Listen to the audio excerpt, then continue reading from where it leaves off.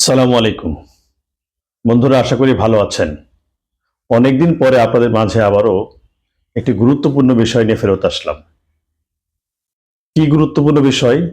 গুরুত্বপূর্ণ বিষয় হচ্ছে এমনটি, আমরা অনেকেই আমাদের জীবনে সফলতা চাই, আমাদের ক্যারিয়ারে সফলতা চাই, হোক সেটি আমার বিজনেস কিংবা আমার অন্যের জন্য জব করি, আমরা এই জায়গাতে সফলতা চাই।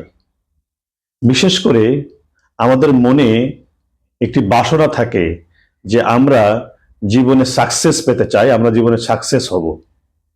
কিন্তু একটি জিনিস আমরা আসলে ভুলে যাই, যে আসলে সাকসেস পাওয়ার জন্য আমার যে বড় স্বপ্নটি দেখা দরকার, কিংবা যে বড় ড্রিমটি আমার মনের ক্যানভাসে যে আঁকা দরকার, সেটি আমরা প্রায়শই ভুলে যাই।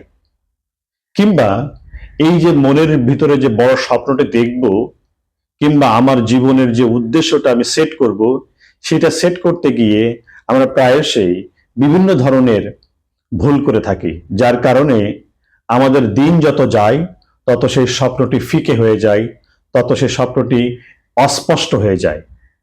তো স্বপ্ন দেখার জন্য, কিংবা বলবো যে আমাদের জীবনের যে উদ্দেশ্য এবং আমাদের জীবনে যে সাকসেস যেটাতে আমরা মনে করছি, সেই সাকসেস পাওয়ার জন্য আমাকে এবং আপনাকে যে কাজটি করতে হয় সেটি হচ্ছে, আমি এমন একটি স্বপ্ন দেখতে চাই কিংবা এমন একটি উদ্দেশ্য সেট করতে চাই আমার জীবনের, সেই জায়গাতে কিংবা সেই কাজে আমার ভালোবাসা কতটুকু আছে। অর্থাৎ আমার প্রচন্ড পরিমাণ ভালোবাসা যদি না থাকে সেই কাজটি করতে, তাহলে সেটি আমার জন্য আসলে আদতে কোনো সফলতা বয়ে আনে না। আরেকটি বিষয় আছে, আমরা যে কাজটি করতে চাচ্ছি কিংবা যে কাজ করে আমরা সফল হতে চাচ্ছি আমাদের ব্যক্তিগত জীবনে, আমাদের সামাজিক জীবনে, আমাদের অর্থনৈতিক জীবনে, আমাদের সার্বিক সমস্ত কিছুতে যেখানে আমরা সফল হতে চাচ্ছি, সেই জায়গাতে আমাকে খেয়াল করতে হবে যে আমি কোন কোন বিষয়ে আমি আসলে পারদর্শী। শুধু স্বপ্ন দেখলেই হবে না, শুধু ভালো লাগাই থাকলে হবে না, বরং সেই ভালো লাগার সাথে সাথে আমাকে এমন কিছু স্কিল জ্ঞান অর্জন করতে হবে, এমন কিছু দক্ষতা অর্জন করতে হবে, যে দক্ষতা আমাকে অনন্য পর্যায়ে নিয়ে যাবে। সেই জন্য প্রথম শর্ত হচ্ছে যে সেই উদ্দেশ্যের কাছে কিংবা সেই উদ্দেশ্যের সাথে আপনার প্রচন্ড রকম এক ধরনের ভালোবাসা থাকতে হবে। দ্বিতীয় যে বিষয়টি, সেটি হচ্ছে সেই বিষয়টি অর্জন করার জন্য যত ধরনের দক্ষতা দরকার, যত ধরনের স্কিলস দরকার, সেটি একটা চরম মাত্রায় আমার ভিতরে নিয়ে আসতে হবে।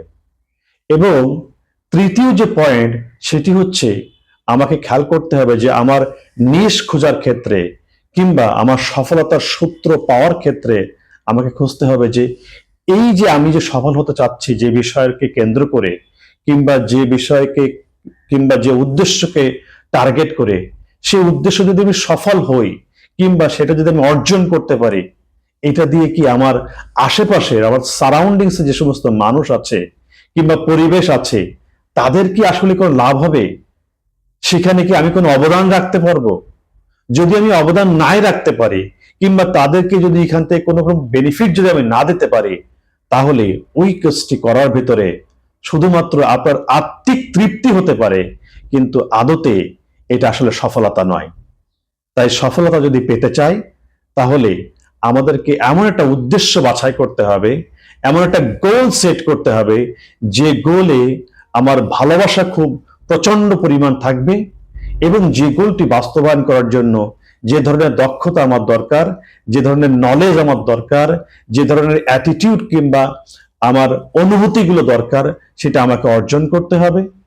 এবং সর্বশেষ হচ্ছে, আমাকে খেয়াল করতে হবে যে আমি যে উদ্দেশ্য বাস্তবায়ন করতে চাচ্ছি কিংবা যে সফলতাটা আমি চাচ্ছি, সেই সফলতার মাধ্যমে আমার আশেপাশে যারা আছে, আমার কমিউনিটিতে যারা আছে, আমার দেশ, আমার অর্গানাইজেশন কিংবা এই বৈশ্বিক পরিবেশে আসলে মানবতার কোনো উন্নয়ন হবে কিনা, মানবতার কোনো লাভ হবে কিনা, সেই দিক বিবেচনা করে যদি আপনি আপনার জীবনের কিংবা আমি আমার জীবনের উদ্দেশ্যকে সেট করতে পারি কিংবা স্বপ্নটি দেখতে পারি, তখনই সেই স্বপ্নটি আপনাকে আর আসলে ঘুমিয়ে রাখতে পারবে না, বরং সেই স্বপ্নটি বাস্তবায়ন করার জন্য যা যা করা দরকার আপনি হয়তোবা সেইগুলোই করবেন।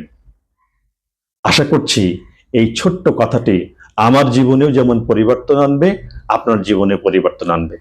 ভালো থাকবেন সবাই।